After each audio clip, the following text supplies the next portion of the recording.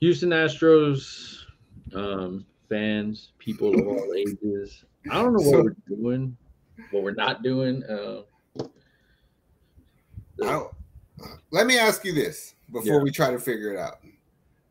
Like all they talked about was the trades that everybody else made, and then they kept saying, "Houston, you're on the clock. Houston, you're on the clock." Like, are we, or is it statements like that that make us want a trade even more, or the fact that we know we need like a starting pitcher? Basically, what I'm asking is like, doesn't it feel irresponsible to make a trade just to be reactionary to what other people are doing? yes, 1,000%. Um, but We and fucking it, suck and we need a player. yes, I was gonna say like I look at like the NL. I don't really watch the NL too much of what they're doing, but when you see like Atlanta and the Dodgers kind of going head to head in trades, you're like, okay, I see why you're doing it. Like, I got to get one up. I got to get one up. As for us, I mean, we're still in second. We're right behind the Rangers. The Angels and the Rangers are making moves. The Angels are still playing catch up. The Rangers lost players and they're trying to play catch up. But it kind of, for me, whenever I get the feeling of this year, it's like, okay, Rangers lost pitchers, we lost pitchers. Mm-hmm. We have a lot of talent, they have some talent, but they're making trades to catch up to us. But the guys we have are starting to do this. Like Framber, I don't trust you right now. Christian Javier, I don't trust you right now. Brandon Belak, I don't want you starting at all. At all for Yeah. him. Like JP, I got you, bro. Hunter Brown, got you. Bullpen, I don't know who I trust like completely out of the bullpen right now. Where I'm just like, yeah, that's the guy right there. Like Nobody at this from moment. closer down, like Presley Nobody. has days.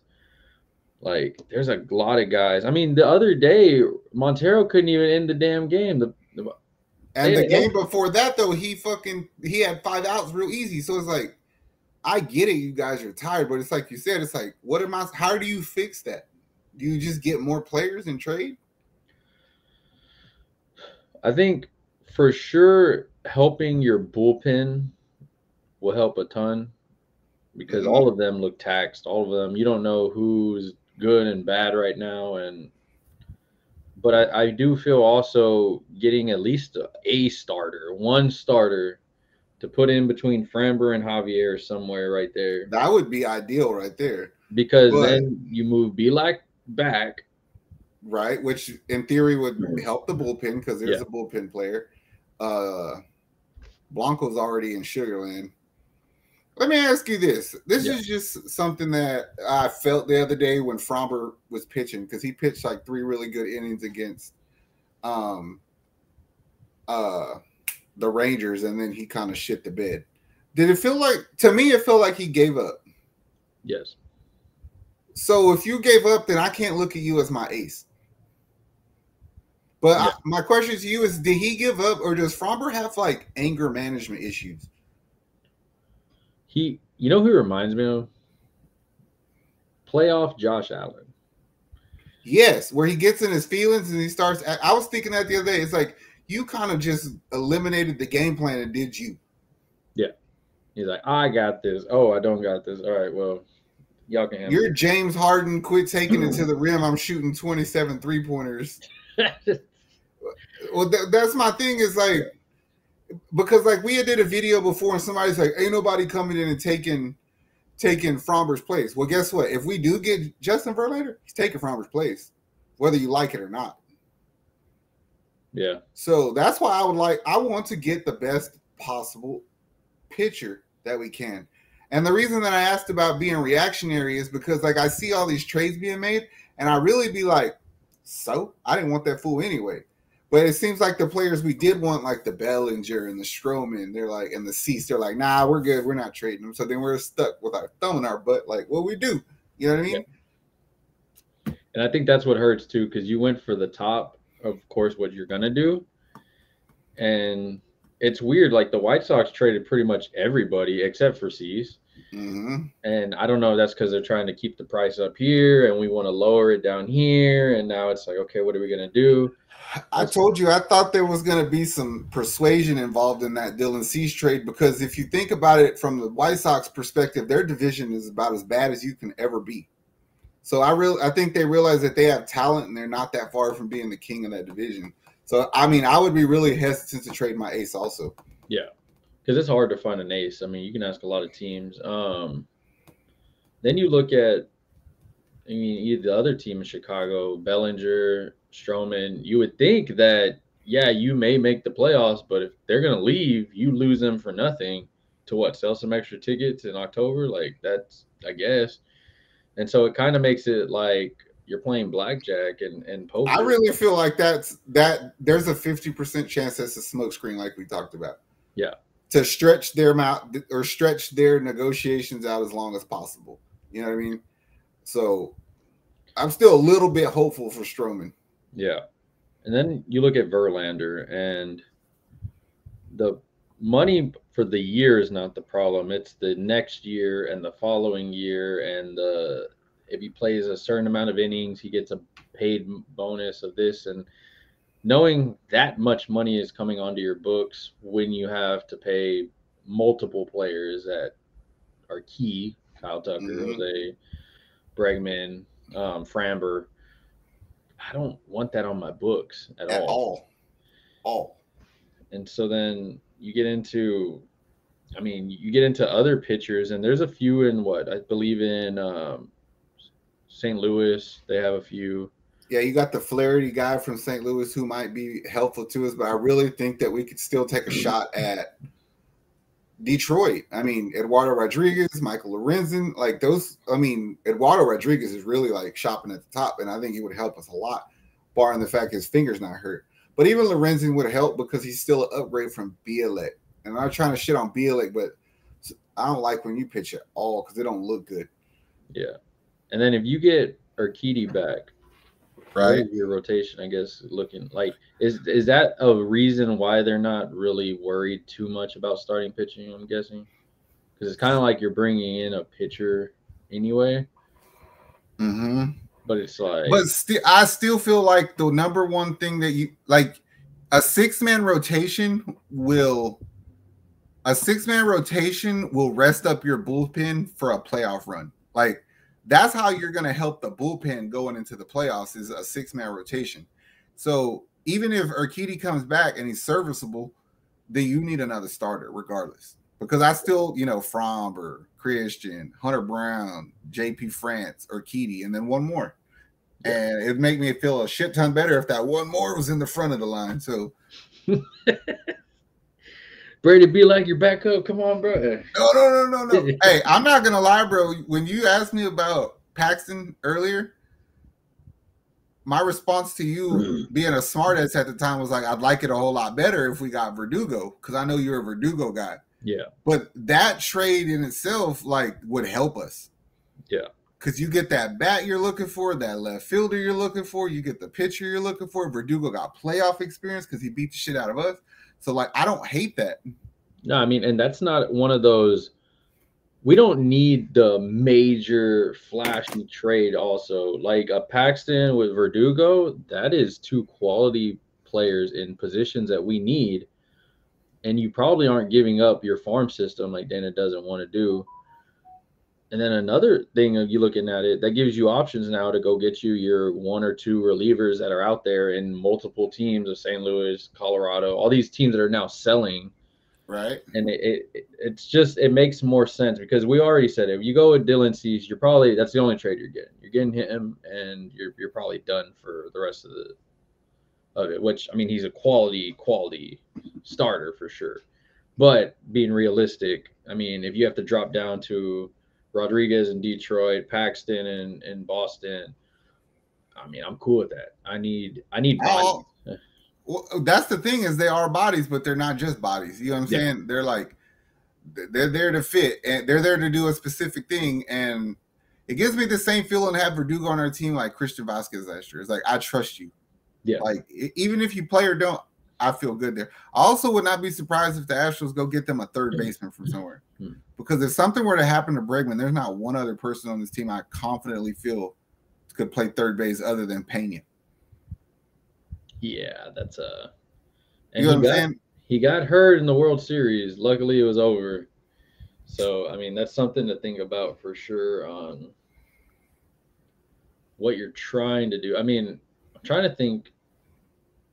We didn't even think of third base, honestly, but now that you're talking about it, I don't trust Hensley. I don't trust any of these guys. Me neither. I don't trust Dubon. Like, I trust Pena to do it, but that's about it. You know what I'm saying? But then that kind of screws with your lineup a little bit. I mean, I guess not, because Dubon could go to shortstop and then Pena at third. And, I mean, I don't mind having Dubon's bat in the lineup. But I don't know if that's like a radical idea to move Pena to third. They'd probably put Dubon there. But I wouldn't be surprised if we got a third baseman from somewhere. We just have a bunch of outfielders right now that I fail to believe that they're not about to get traded. I felt the lineup today in the last game versus Tampa Bay was an indication that Jolks and Myers are on the trade block, and they're like, yes, you're not going to get hurt. Yes. And I agree with that. I feel like there's some talk that they're in place with for something, and that's why you saw Dubon at center field, which I didn't like that either. Yeah. But like I told people, though, like a lot of people were telling, like you look at the lineup the last 3 games against Tampa. Jolks played one, he kind of showcased. Myers played the next one, kind of showcased. And both then of them the third game, they're off. And it's like, oh, okay, Sunday, Urquidy has rehab. Oh, he's back. So it's kind of like, are y'all still in on the Chicago Cubs trades? Or is Urquidy a part of this? Maybe one thing with Jolks also, or is Jolks or Myers in a trade for a relief pitcher? I mean, because you said it best. Outfield is not our weakest point at all. Which, remember, center field was the one thing we were like, we can't find it. And now you have. Yeah. I think everybody in the Astros like fandom is a Chas McCormick guy except Dusty. Yeah. I think everybody else is sold on the fact that he should be our everyday center fielder except for Dusty. And I think the only thing is like if you get Verdugo to come to Houston, I dare say he's a full-time left fielder. I confidently cannot say that Jolks is an everyday left fielder. He's a good platoon guy. Myers is a good platoon guy, but Verdugo's an everyday guy. And I get it. You don't want to not. You can always switch him and Alvarez. Yes. In a 1-2 punch, and it gets Brantley. Hey, right out in the sunset. Go be a coach, bro. Do your thing. And I mean, it kind of feels like they don't even know what they're doing at times because we look through our list and most of the guys are gone. But it's also like you said, I don't want to jump the gun just because the other guys are. Yeah, it's like we talked about like before you started this. It's like just because they say Stroman's off the board doesn't mean you aggressively go get JV to appease people. You know what I'm saying? Like screw that. I'm not trying to lock myself into 3 years worth of money. Like fuck that. Because at the end of the day, we're still the Houston Astros and we're the defending champs, and we know that this team could win a World Series because we've seen it done. It's just a matter of making it happen. But like other teams get better, you got to make yourself get better, but not at the detriment of getting worse first. Because this ain't the time to do it. And I'm fine with him saying I'm not giving up my farm system for it because he's the GM of now, and so he's not just thinking of 2023 Astros. He's thinking of 2030 Astros and 2028 Astros, all that. And so he's okay with giving up talent if need be, and that's why we always look at our outfielders like somebody's going. I actually feel like this is the first Astros team that has a hangover from success.